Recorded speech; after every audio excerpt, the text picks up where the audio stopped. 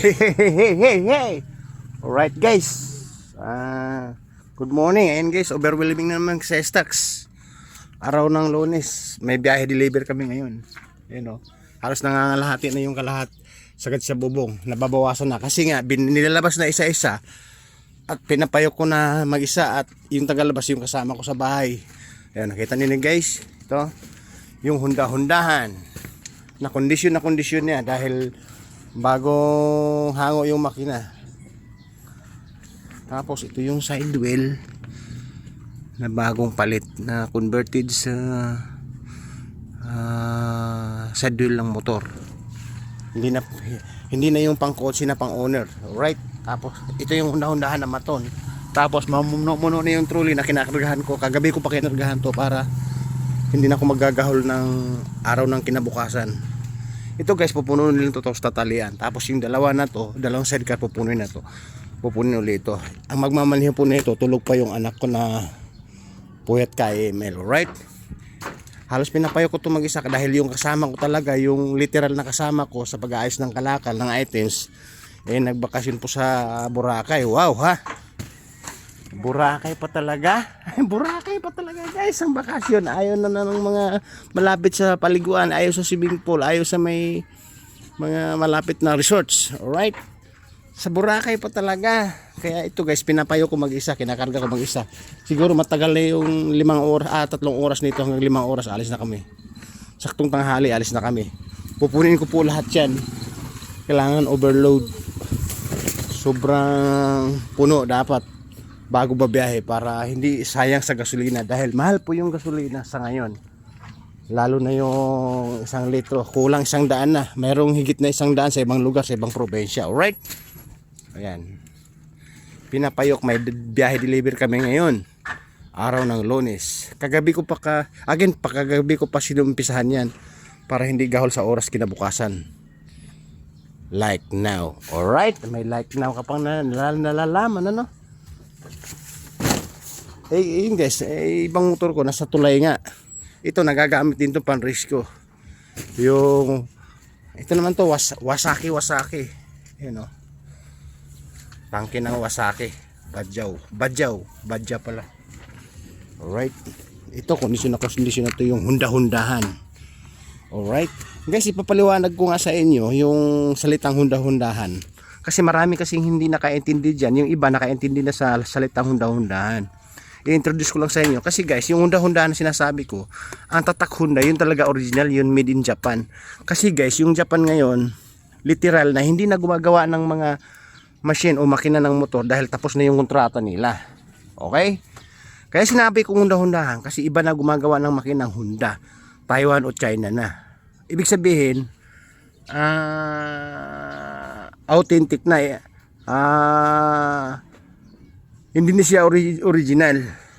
Ang tatak na Honda made in Japan, yan ang original tatak Honda. Pero yung makina na yan, yung makina na ganyan, hindi na made in Japan yan. China, Taiwan na po niya. China, Taiwan, Korea na po yan ang gumagawa niyan. Kaya sa pagkakalam ko, para sa akin, hunda-hundahan po yan. Kasi ang original na Honda guys, pag pinadyakan mo siya, mapalo, kumikickback hanggang sa nasusugatan ka sa may nasusugatan ka sa may talampakan mo, sa may bukong. O di ba? Yun yung original na Honda, yung pumapalo, yung naninipa, nagpa-fireback. Okay? Kaya yung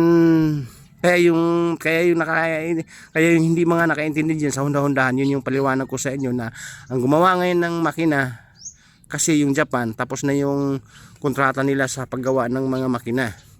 Kaya ibang bansa na ang gumagawa ng ibang makina. Kaya literal na ginagaya na lang yung tatak Honda. Kaya sa akin, Honda-Hondahan. Alright? Patuloy po tayo sa pagkakarga guys. Kasi bubunuin natin to hanggang sa matapos. Kasi yung anak ko tulog pa. Alright? Mamaya pa yung tanghali gigisingin ko para mag-drive sa Honda-Hondahan. Okay?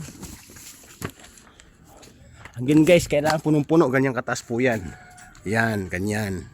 Ayan, ganyan. Papatungan pa po yan ng mga kwadradong kahon. Kwadradong kahon na maliliit ang laman din. Alright? And guys, pawis na guys. Pawis na pawis. Kanina pa siguro may 2 oras o 3 oras na ako bumabanat din eh. Ayun oh. Binanatan pa yun nasa loob. Ilalabas na. Ayun kape ko. Oh. 2 times na ako nagkakape guys. Kita nyo naman. Kasi nga, overwhelming sa trabaho, overwhelming sa stocks, kulang sa oras para gumalaw. Right? Kape tayo uli sa pangalawa. Init. Init na ang panahon, init pa yung kape.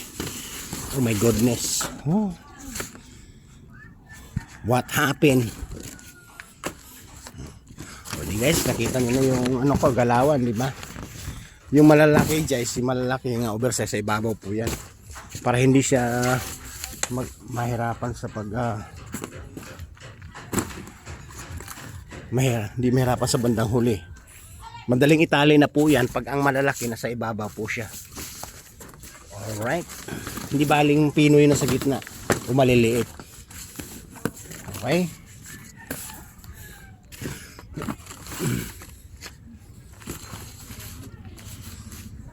Hirap ng buhay. Hirap magsipag guys, ano. Madaling magsipag pero hirap maghanap buhay pag ikay ay tamad. Alright. Yan, may dumaan pa yung bida-bida natin guys, oh. Yun yung nanghahabol pa nagwe-welding pag nabidyohan ko. Ayun, naka-green, oh. Ayun, oh. Nakatago yung muka. Ay, nako. Yun yung bida-bida guys na nasanay na rin sa mga video no, sa mga videos ko. Eh dati unang-una, pangalawa, panglima, siya ay irita, siya ay hindi sanay. Eh ngayon nasanay na. Alright.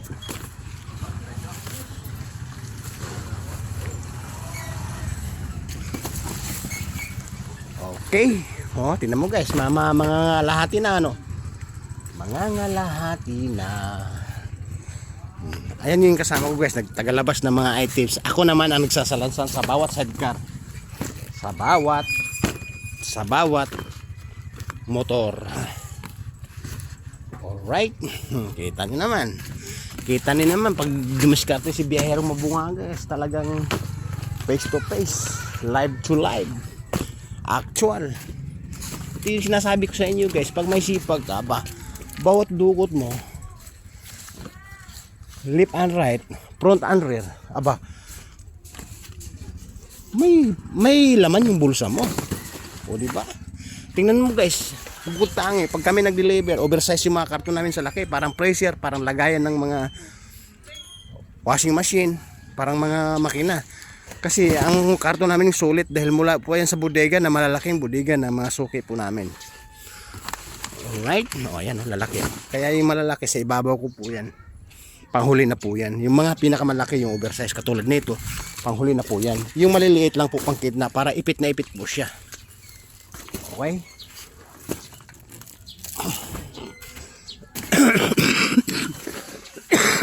Ay no. Naubo pa eh no. Naubo sa gastusins o naubo sa sobrang stocks? Okay. Mabalaklisin pa yan. Alright. Na guys, mamuno-muno to siguro. Ang bubunin ko dito, mga matagal na yung 3 oras o 2.5 oras. Pawis na ko guys. Siguro binuno ko to may 3 oras na mahigit o kulang 3 oras. Again, malalaki po yan, no? Panalo yung binabagsakan namin na kumpanya.